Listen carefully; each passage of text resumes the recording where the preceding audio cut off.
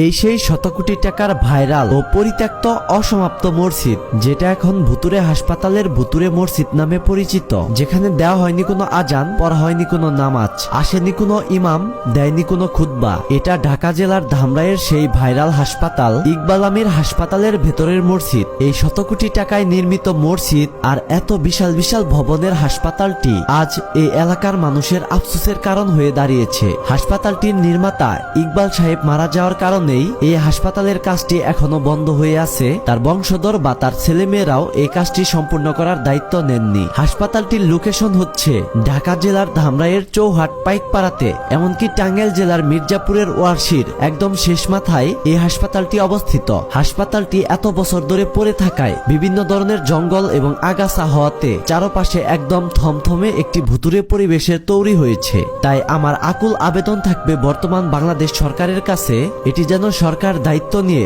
নতুনভাবে সংস্করণ করে আবারও এই শত কোটি টাকার হাসপাতাল এবং এই এত সুন্দর পবিত্র মসজিদটি চালু করেন। আপনারাও সবাই আওয়াজ তুলুন এবং ভিডিওটি শেয়ার করে দেন, যাতে সরকারের চোখে এই বিষয়টি পড়ে। ধন্যবাদ।